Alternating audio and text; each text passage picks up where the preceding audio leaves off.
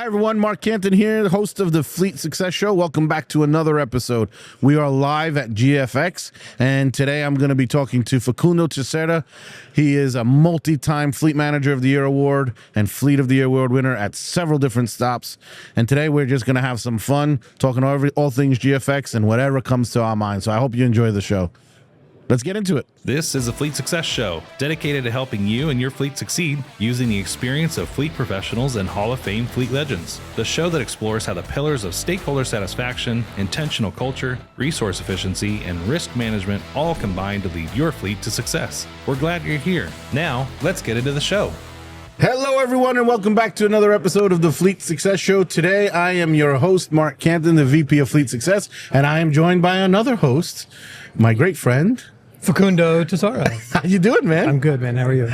Today we're going to do something pretty special. Well, first off, we're here live at GFX. Yes, we are. 2026. Yep. In Long Beach, California, the beautiful Long Beach, California. And we're going to do something a little different. I'm here for it. Go ahead. You know, we always make, whether you're hosting, I'm hosting, Josh, whoever, Steve, we always make it very conversational. We have an idea maybe of a few topics, but we just kind of have we just let it flow, right? We're not hard scripted or anything like that. We never have been. But now we're coming in and we said, we're just going to sit down, stare at each other in our eyes. And it was, so we do go into it. We have a little bit of like, we're going to talk maybe about this. Right, exactly. And when I have a guest that's not RTA, it's like, yeah, they want more. It's like, look, here are likely the things that I'm going to ask you or anything else, but Yes. Go ahead, keep going. Well, so we're coming here and we said, what are we going to talk about today? And I said, I don't know. Let's just sit down and start talking and see whatever the hell happens. If my wife was here, she'd be like, just land your plane, dude. Just land your... And I'm like, dude, that's what I get paid to talk. You know, like... Yeah. So what do you want to talk about? I don't know. What are we talking about? Let's see. How you doing? I have one complaint. Okay. Right now. Go for it. It's a little too hot and humid for Long Beach. Yeah. I live in Northeast Florida. It's been brutal. Yeah.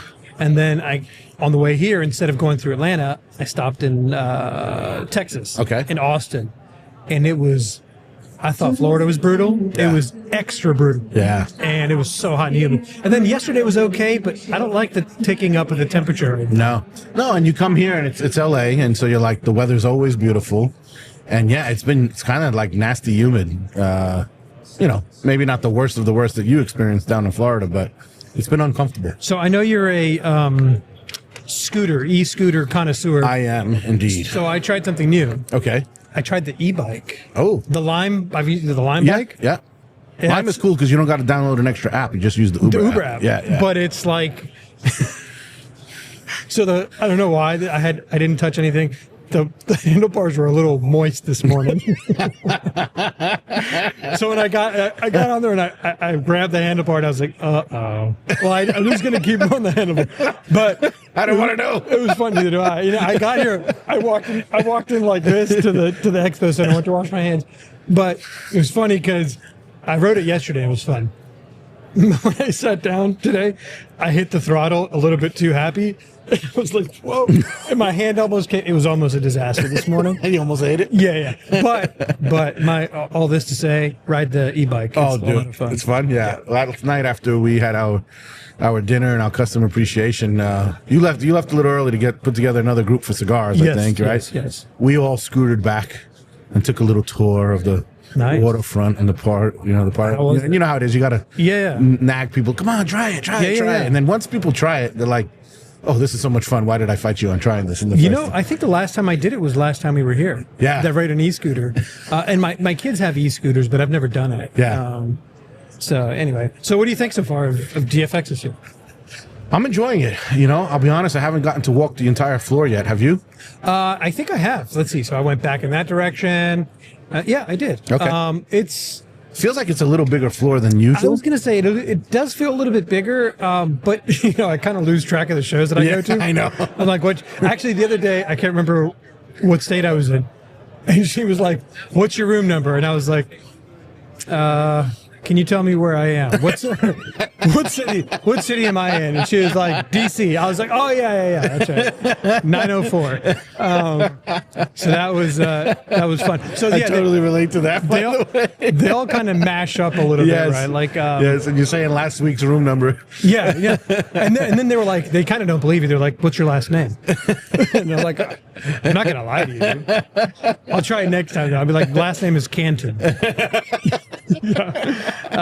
So yeah, I think I like the event. I've been to one breakout session so far, which was a great session. Jen Brown from the City of Flagstaff. She talked about AI. And what I really liked about it, and I think we've both been on both sides of this, both talking about a topic at a very high level, and you're like, man, I should have not made it so complicated.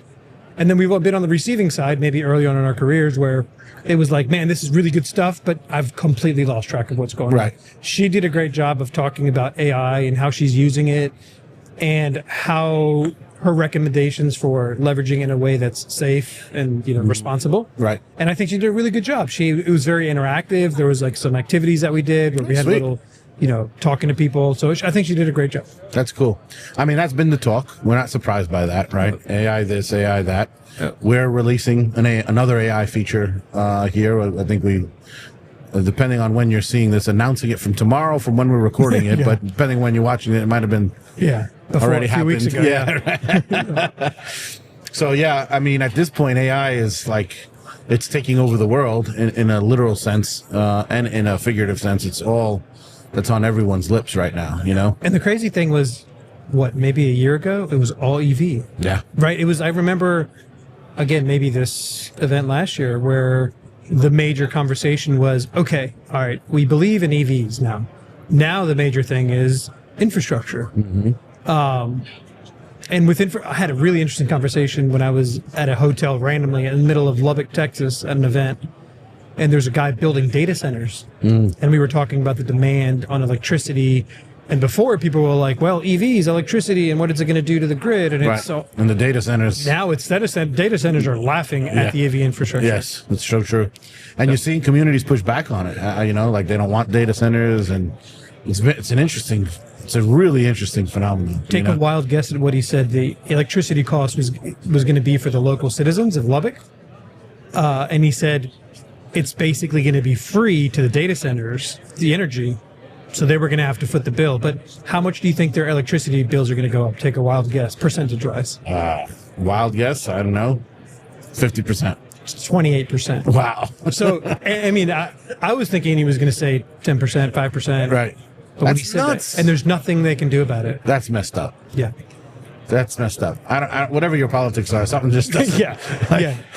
Something doesn't feel right there. And he told me the name of his company he was with. I'll leave it out of it. But let's just say that the company he was with does not need a tax break. Right, exactly. Yeah, I'm sure of that. Yeah. I'm sure of that. Yeah. Dude, that's upsetting. Let's get cheered up here.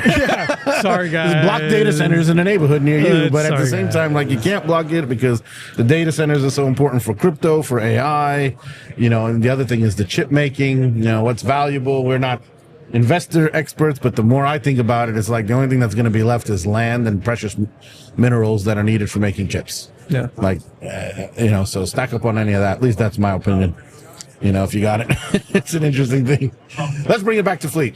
Back to Fleet. So you're enjoying GFX. You've gotten to go to a session. You've gotten to walk to floor. Has there been like a what do you call, a display that has kind of stood out to you yet or not yet? I kind of like this, what we're sitting in right now. Amen, with the cameras everywhere.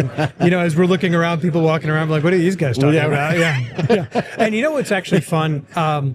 So here's something random that it's and I think all fleet professionals, really anybody, needs to listen to this, which is, maybe this is a fun fact that you didn't know. So I've been on LinkedIn for 17 years. Wow. Yeah. 17 years. I can't believe LinkedIn's been around that long. Yeah. I can't believe I'm that old. I mean, I'm only 18, so, All right, Messi. I joined when I was 1. So anyway.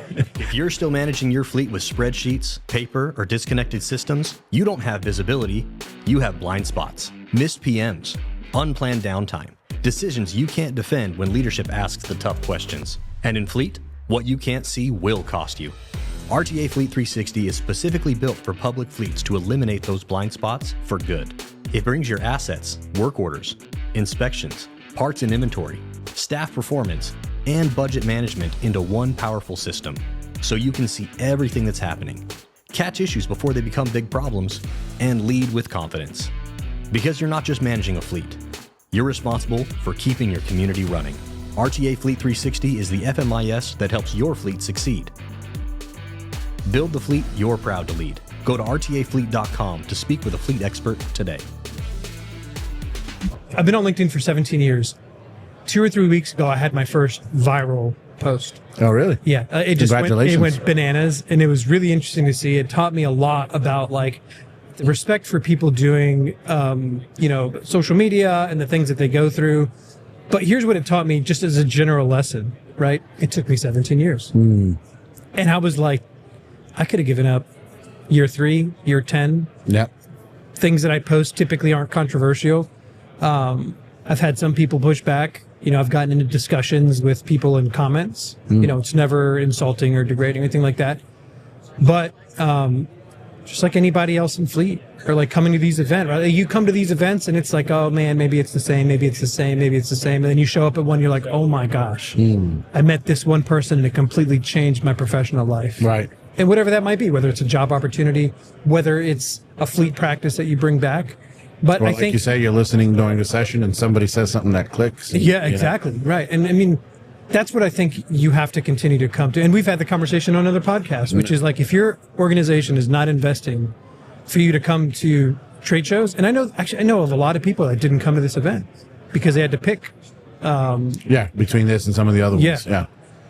And so, I mean, it's tough, right? Because we are fortunate that we get to go to a lot. And so we get to experience at RTA going to all these different events. But, it's a long game. Yeah. And that really taught me that LinkedIn it's a thing. good thought. Well, what's that kind of echoes really what last night was about, right? With the awards. Yep. And the awards ceremony, seeing folks get into the Hall of Fame, Lifetime Achievement Awards. Those are some big names up there. Yeah. People who, if you've been in the industry a few years, you've heard their names before, right? Yeah. And yet they're only now getting those awards and those honors, right? So I think that's an interesting thought.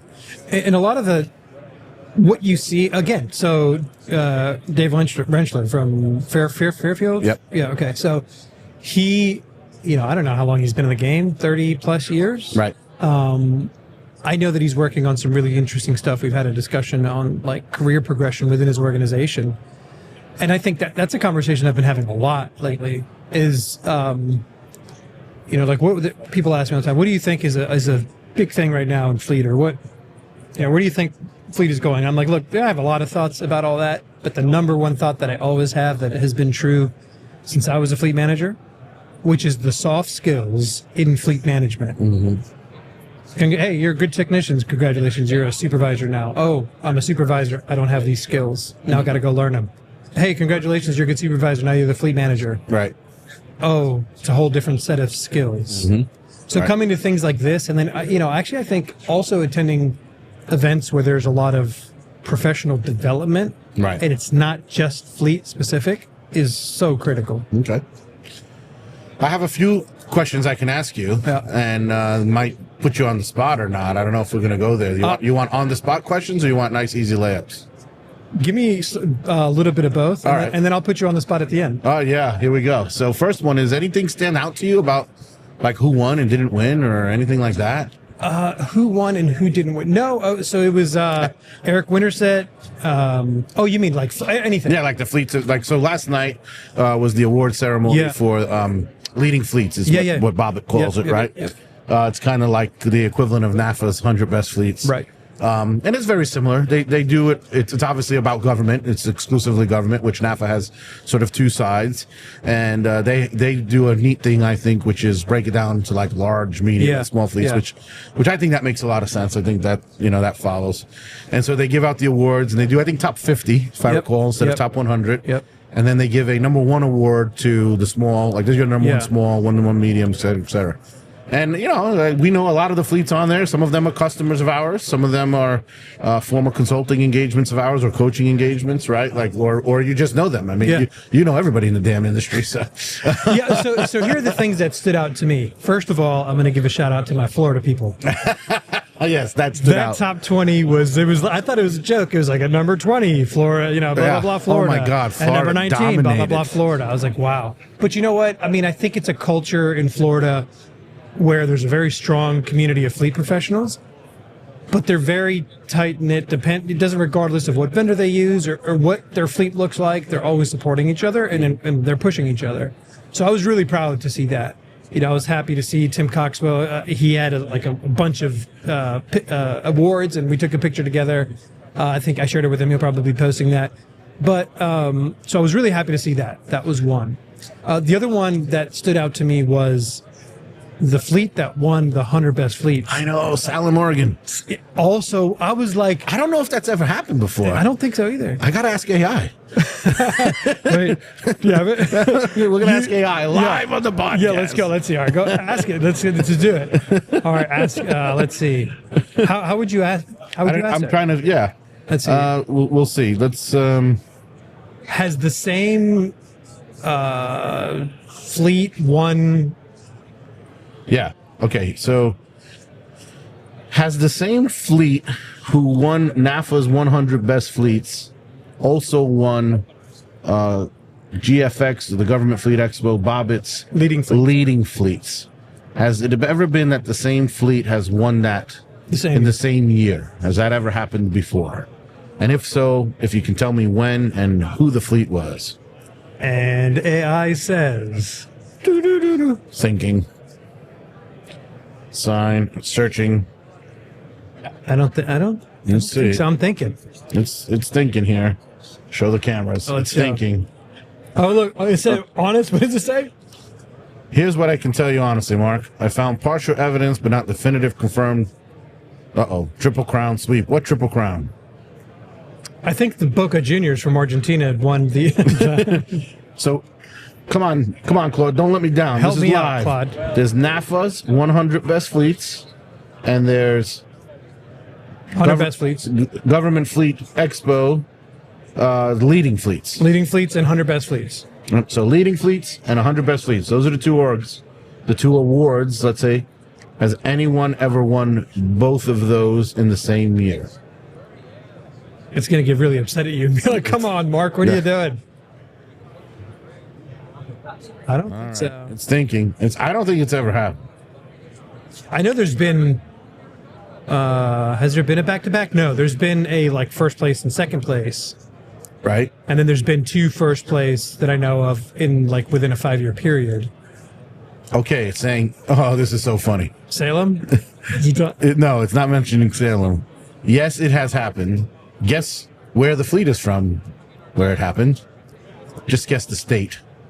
Guess the state, California. No, we just were talking about Florida. Yeah. Who was it? Hillsbury County, Florida is the clearest example. Florida was named Hillsborough, excuse me, yeah. They were number one best public fleet in NAFA's 100 Best Fleets in 2023, and they were named number one overall leading fleet. Oh, no, come on, you let me down, by Government Fleet in 2021. Oh, so not in the same year. I want it in the same year, Claude, in the same year. So this is a great example of, what do we call this? Hallucination? Yeah. AI hallucination, right? This is a super important thing, is that don't just trust what it tells you. Right. You got to verify. I can call Hillsborough County right now. So let me make this clear. It's not whether or not they ranked in the same year. The same fleet was number one in the same year. Let's try that, Claude. All right. It's trying. In fairness, you can understand why I misunderstand, because the way you can explain it better than I can, but the way the awards go, you win an award if you're number 2 or number 3. Right. So it's saying, in the same year and this happened. But winning an award could be 1 through 100 or whatever. Yes. Yeah, then there's plenty of folks who've made both lists in the same year. That they have a long list of people. But number one, we can go back to, what I can say is that Number one leaders. So it sounds like we got some homework to do. Yeah. Claude is saying no. Claude is saying it never happened. There's been some folks like Tulsa's another one. They won leading in 18, and then they were number one on 100 best. But that definitely should have been a something that maybe they should have looked into prior to. Bobbit, heads up. Yeah, it's like that's pretty freaking cool. Yeah, that's so awesome. And by the way, he flew in. Jim, flew in just because he had a little briefcase. Yes, I saw that. I was like, well, hopefully they let you check that thing onto the plane because it's like a spear you're going to throw. I invited him to dinner. I was like, hey, come to dinner. Hang out with us. He's like, oh, I'm sorry, I got to fly out in 30 minutes. I'll be back in my living room tonight. But we both went up to him, and he's like, yeah, I'll be on the podcast. So one of us is going to interview him on the podcast. Yeah, I mean, so okay. How? Yeah. Why? I mean, I think here's something that I see people struggle with all the time. It's not necessarily what you're saying, it's how you're saying it. Right. Now, if you say something that's not great and you're very eloquent about it, well, that's not going to get you. But if you're direct in a limited amount of characters and making your point and showing the impact or context or whatever that helps you, right? Because you can't just say asset availability 95%. Hey, that's not bad. But in relation to what? Right. What does that mean? Why do I, the non-fleet person, care about that? Yeah. Right. And like, what is that? How does that? Did you drop from 99% last year or something? Right. Yeah. Right. Or did you come up from 90? Right. That's super important. Yeah. Is giving the great context. point. Well, and like you alluded to your wife saying landing the plane, right? You have to have a good story to tell, and you have to be able to tell the story well. Yeah. They have to come together. If you can do one of them, great, but not both. You're probably not getting very far anyway. And the most important thing I've heard is from everybody that's doing is using that free form, like the essay part, to make sure that like if you have 4,000 characters or whatever, use as many as you can to really talk about everything you can. I mean, maybe that's something that I don't know. We'll talk to him and find out. Right. What does it take to build a fleet you're proud to lead? At RTA Connect 2026, you'll learn directly from former fleet leaders, technicians, and industry experts who are solving the same challenges you face every day. Spend 4 days in Chicago, getting hands-on with RTA Fleet 360, exploring AI-powered fleet strategies, learning how top-performing fleets make smarter decisions, and so much more. Connect with hundreds of fleet professionals who understand the pressure of keeping critical services running safely and reliably. Join us October 12th through 16th at the Hyatt Regency O'Hare in Chicago for RTA Connect 2026. Visit rtafleet.com/connect to register today, because this year we will sell out.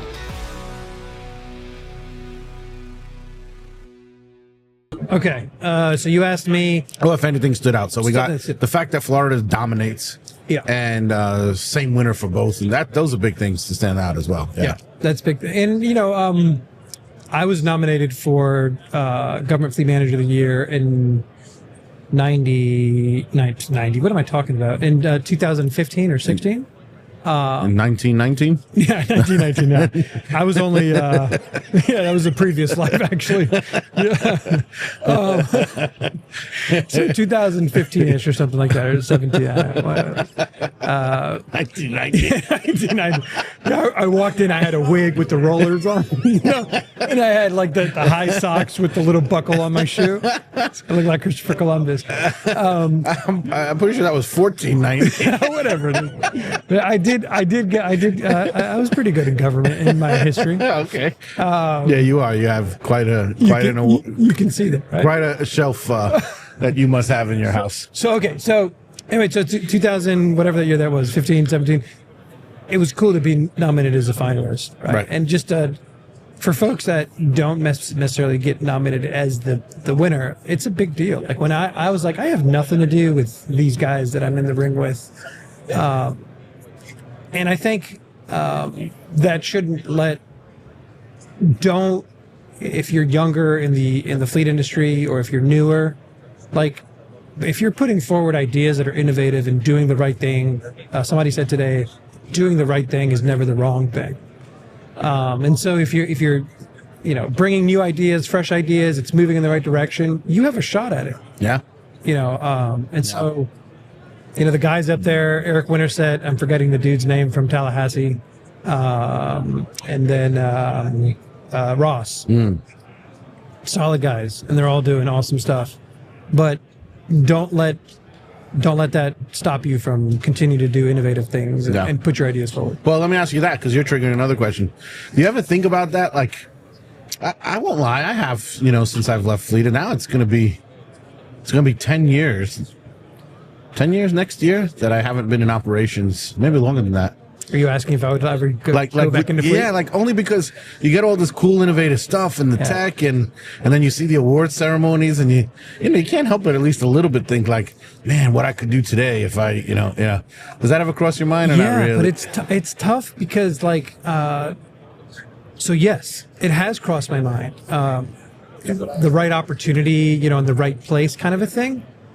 But I think what I love so much about what I do now is I get to be all up in everybody's fleet business all the time, and like visiting shops, and like I'll post pictures on LinkedIn, and I've heard of people like, hey, should I be worried about anything? And they're like, no, dude, he just was learning shop. For me, it keeps me sharp going to shops, right? And so it's like I get to contribute to a bunch of fleets, customers, non-customers, and give them advice, connect them with people that can help them, right? And so that right now, I feel like I'm a fleet manager for a bunch of fleets, and I have zero responsibility. Like I'll give them an idea.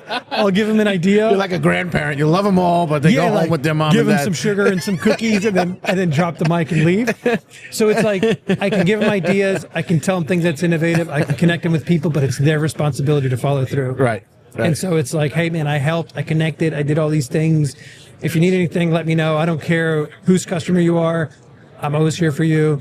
Let me know if anything explodes, but I won't take responsibility. You call me, but yeah. So I mean, that's what I'm enjoying a lot. Yeah, that is cool. So wait, you kind of started answering the question. Yeah. What do you think?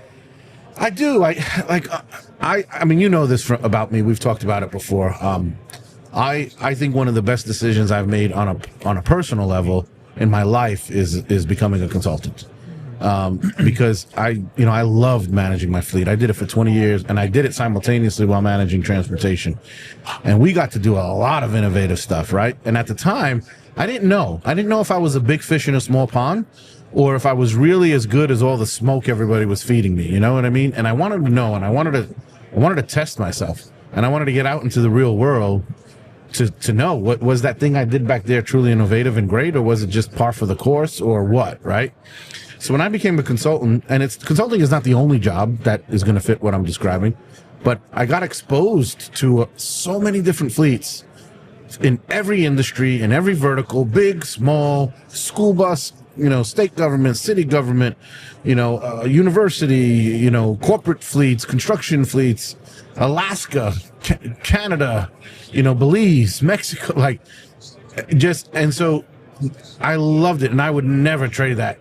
I just, the amount of different perspectives, the amount of information, what's the same, what's different, the amount of learning, it was just, I will never give that. And one of the things I like about my job today is I still have some element of that, in the sense of I get to interact with a lot of different fleet providers, just like you do, right? In your role. And I love that. So I wouldn't change that. But yeah, once in a while I'm like, man, if I knew then what I knew now, right? Like all these things you've learned on the way. Yeah, so of course there's a part of you that's just like, yeah, I'd like to see, because if this is how I would do it. But to your point, we never really get the chance for that. All we can do is advise and hope people go execute, right? We don't get the chance to do. So for me, like the scientist, let's say, in me, who wants to go, here's my hypothesis, let's go do it, test it, and see what comes out, right? And see if some of these things would work, right? That's why I get excited when we get a great partner. Yeah. When we get a partner who's pushing the envelope and wants to be a great fleet and wants to think alongside of us and is teaching us and we're teaching them, and hey, we got this customer who did it this way, and go call them, just like you say, connecting people, connecting ideas, connecting great minds. That's exciting, because then you can actually watch it happen.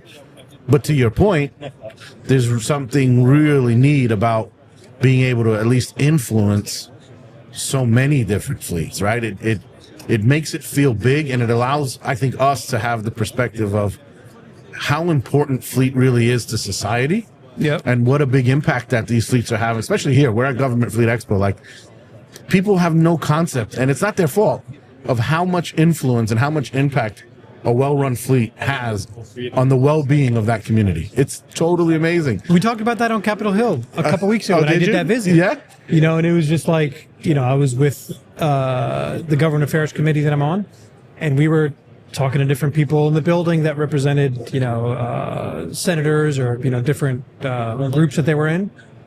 And Bradley Northam, had a great slide that was like, this is an intersection in, I can't remember what city or something. And he's like, in this one shot, he had one example from New York City and one from somewhere else.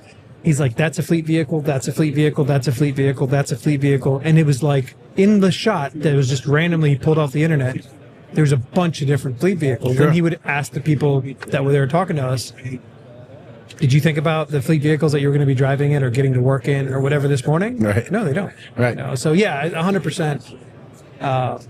Yeah, there's something cool about that, right? Yeah, for sure. So yeah, I do think about it, and you know, who knows? Maybe I'll parachute retire one day and go operate a fleet or somewhere in some small school or small town, USA. Or I think I could see that happening, but for now, I'm with you. I like being grandma and grandpa. Exactly. And one really fun thing, I've been doing these mini roundtables, and just, you know, I'll bring coffee, donuts, have these little roundtables in regional areas. And it'll be interesting because they'll be talking about similar issues and they're kind of troubleshooting the issue together. Right. And so I'm there kind of just listening there. You know, I'm not there to sell anything.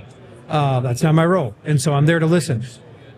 And I've had a couple times where they're talking about an issue and I'm like, this is fantastic because I just had this conversation with somebody in California that had this issue and now they have a solution. So I'm like, you know, I'll let them kind of discuss amongst themselves. And I'm like, guys, I had a conversation with this guy in California. He's got a solution that he's tried and it's working. Would you like for me to connect you to them? Right. Yes, please. Please do, yeah. You know, so it's cool because you know, you're connecting these different regions and people's. You just triggered a thought for me. I don't know if I'm just making this up or if I'm connecting the dot. Do you think that could be why Florida dominates? Like, because you mentioned how they're close knit and they talk to each other, right? And the one thing that, whenever I've worked with a Florida fleet, like disaster management is like front and center and core, and like you just don't get that in most of the rest of the country. And there's had to be a lot of cooperation amongst Florida fleets because of that. Yep. And I'm wondering if that, because you just mentioned like, how did we solve this problem? When, you know, for a long time, fleets down there were trying to solve that problem individually. And it's only when that tide turned, and it was really around the time that you were down, you know, winning your awards. From my perspective, it was in those teens where more and more of the local fleets began to talk to each other and interact with each other, and you know, totally. I'll give you a few examples.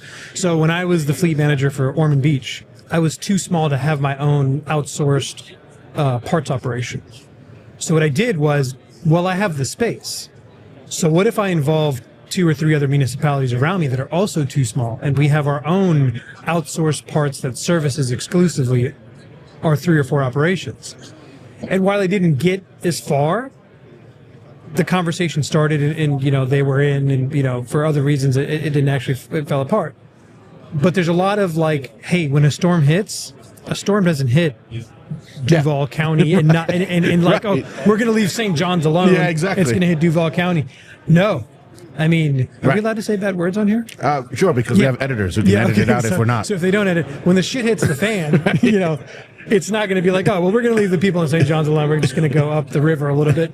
And so you have to, the collaboration that needs to happen. Right. Right. And I think that's something that's pretty strong in Florida. Here's another thing. And I don't know if this is a question, but FLAGFA has their conference 2 times a year. I like that. And one is in Daytona and one is in St. Pete Beach, close to Sarasota. Sure. I think that's the only fleet event that has the same event twice in 1 year that's very well attended. Right. And you'll have people from all over the state. You'll have the similar people attending both of those. And then you'll also have, of course, when it's on the East Coast, more East Coast, and then more West Coast. Right. What's more convenient. But that's another thing, is there's constant communication. Right. Constant pushing the envelope. Yeah. So I think that has a lot to do with it. I think so. Yeah, and you know, it's fortunate. I don't know how to think of this. Maybe it's fortunate that it's starting to happen more, but unfortunate that it hasn't spread enough. You see that in the Pacific Northwest more and more, especially around like emergency apparatus. Several counties will share a shop for a fire apparatus or something like that. Like, if there's one thing I wish I could say to government fleets out there, it's like, dude, you need to be calling your neighbor more and more, and not to ask them what their availability rate is so that they can compare it with yours, which seems to be an obsession of government fleets. Like, yeah, exactly. I don't care if I suck so long as my neighbor sucks too. No, but pick up the phone and call and figure out how you can work together. Like, everybody wins, Yeah. And if you think about how communities work, that's how communities work. I don't know a single person who never leaves their town. Like, it doesn't exist. You go shopping, you don't even realize you're in the next town over and you're at that grocery store. That sort of a thing, right? Yeah, when I was in Norfolk, so Norfolk is a big fleet. Virginia Beach is a big fleet. Chesapeake is a big beach. Chesapeake is not a big beach. It's a big city. Chesapeake doesn't have with a big fleet. Yeah, I don't think. Hold on. I'm trying to think if Chesapeake has a beach. I don't know. They don't. Anyway, all large fleets. So one thing that we started doing when I was there is we were like, let's all buy fuel together. Right. Perfect example. Huge. I think combined, we were probably, if we did those three cities, we were probably, let's see, 2,000, a few thousand, another few thousand. We were probably 10 to 12,000 assets with a lot of fuel consumption. Hell yeah. And so we were just exploring ways that we could help each other out. So right. Totally. Yeah. Lean on your neighbor for sure. Yeah. And that's what this conference, that's what all fleet conferences are about, but that's what I feel like this one in particular is, right? I'd like to see, we're coming together and we're solving the problems and we're sharing ideas, and that's great. But I'd like to see that partnership mentality grow more and more and more, especially in the government fleet world. Is that fair? Yeah, totally. I think now when lawyers get involved, so let's leave them out of it. Yeah. But yes, they're similar type organizations, cities, counties, whatever.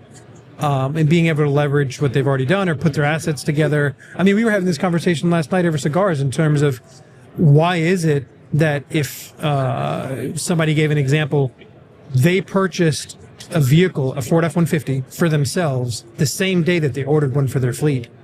He got his months before the fleet took delivery of theirs. Right. Why? Because, when you put it all together, the OEMs want to sell more to the individual. Yeah, they get better margins. But then when you call 911, guess who's showing up? Not the individual. So it's like, how do we band together to say, look, we're all going to put our eggs in a similar basket and order a bunch of a particular make and model, but you need to expedite this a little bit. Right. Because it's costing a bunch to maintain these vehicles. Yeah. So, well, that's a major issue, and we'd have to start over on our podcast to really deep dive that. But maybe that's the conversation we have in the future, because every fleet I talk to is having challenges around that, and it feels like prolonged. It started with, there's always some issues around that, but it started with COVID and some of the supply chain disruption. And it's like, why isn't it solved now? Right. And especially in the emergency vehicle world, man, that's a whole topic. You can't get them; they cost an arm and a leg. You can't get them repaired. We need to kind of think about that and sort of step in there. I think, to your point, come together. Well, I think we're getting close here. Yeah. So you have a question for me, right? I got a question for you. So I haven't put you on the spot. Come on now. Be nice to me. Okay. All right. So here's what on the ones that I host, I stole this from Steve Bartlett. I need to get my head shot. I'm messing up names and years. Stephen Bartlett from the Diary CEO. Right. Yeah.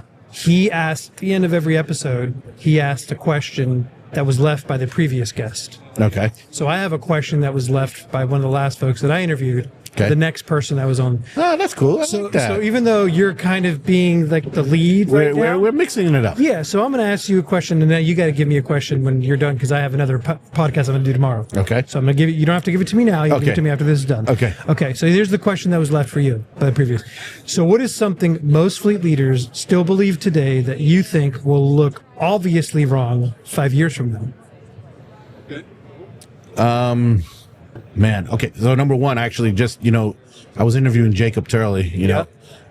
We call him the boy genius because he looks like he's 12, even though he's not. He's a grown man, and he is a genius. I think that most fleet managers today probably believe that the tech shortage is solved with humans.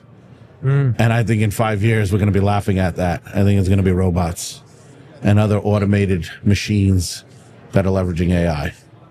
So that's one. Now, do you think... Okay, hold on. Let me ask you that before you get to the second. That's okay. So do you think that some, we'll call it a robot, for lack of better words, is going to be in there turning wrenches? Yes. Or, okay. Yeah. Okay. Yeah, like you figure, I mean, you've got YouTube.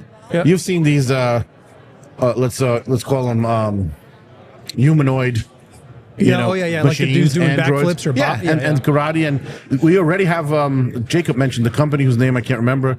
They're already being sold to be home servants, like full, like making you drinks, cooking for you, cleaning for you. That's already out there. It's already on the market. Very wealthy people are already buying this stuff. And we know how that goes, right? It trickles down.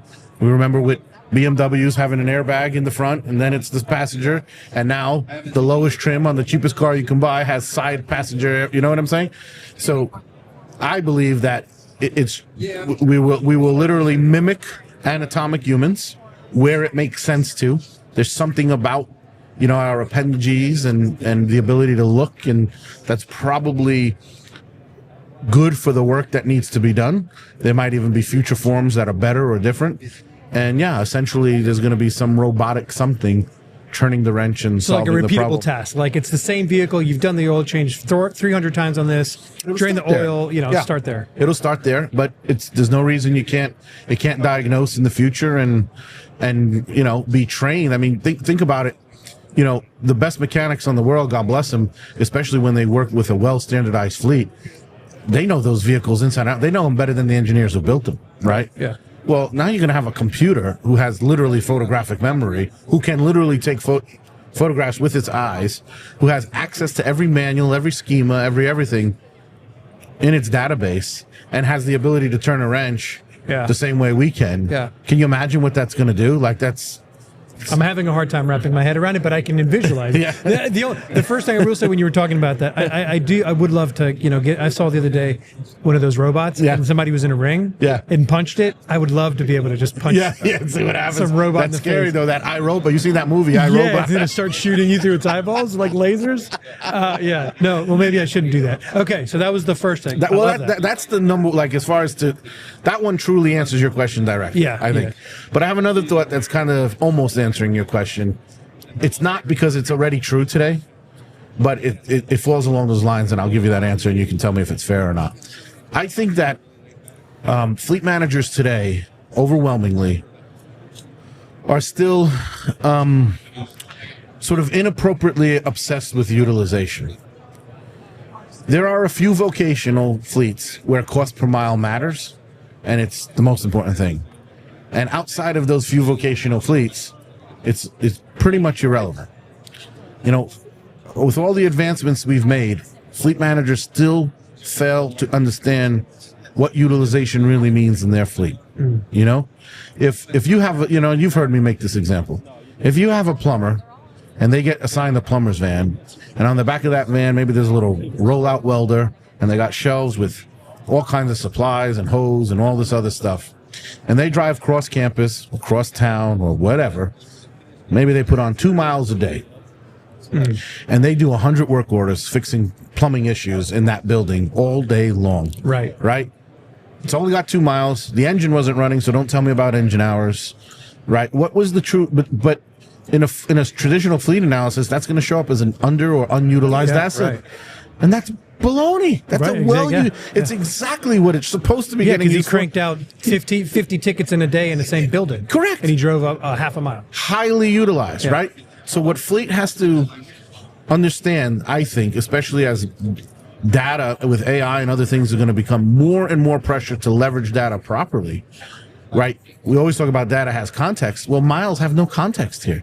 There's no context for miles. It means nothing. Yeah, because you put them in the same class, and it's like, oh, this is an outlier, but wait. Yes. Yeah. It's not the same as a 15-passenger van who's going back and forth and maybe running shuttle runs to the county jail or something and putting 100 miles or something else. Maybe your IT van that's got to drive cross town every day. Okay, you want to look at miles there? Maybe, all right? But fleet has to learn to understand the mission of the people that they're providing fleet services to, which I think most fleets do that fairly well today, but they don't know how to contextualize that into utilization data. And in the absence of that, we're never going to win the resource battle. Yeah. We're never going to win because we don't have the ability to say, this is the work that's getting done that we're making possible to get done. Right? Like, if I say to you, if you ask me, hey, how effective was the police department this year? And I say, well, we drove 100,000 miles. Right. What does that mean? What the hell? Yeah. It's meaningless. Yes, right, exactly. You know? So anyway, that's more of a today issue, but it's like, I do think like 5 years from now, I believe that fleets will have woken up to this. It's actually a very long-standing issue. It's been true since forever. But I believe that AI and the fact that people are going to have... The first thing that AI is going to do for us is get better access to analytics. People who don't have fleet management analysts, all of a sudden now you do have one. Right. It's in your pocket. Yeah, exactly. Right? And so those kinds of insights and realizations are going to start mushrooming, because you're going to have really smart fleet managers who never had access to a decent analyst now have that in their pocket, and it's going to be like boom, boom, boom, boom, boom. And there's going to be all kinds of insights, things you and I haven't thought of yet because we're not practicing anymore, right? But they're going to start seeing them, and it's going to really change the way fundamentally we think about fleet assets, fleet resources, and how we're using them. That's what I think anyway. Note for a separate podcast is the whole... So, okay, data analyst, and for example, you can have a data analyst that comes from the healthcare system and put them in fleet, and they don't understand what it means because they don't have the context. Correct. So now, okay, data analyst, I was just thinking the other day, I was like, I really need to have a conversation with my kids. If they happen to tell me they're going to be a data analyst, I'll be like, no, you're not. Because I'm taking your job. But one of the things about that is when the fleet manager, or whatever the position is, director, that's making a decision based on now they don't have that person that had the context, but the AI is serving as the analyst.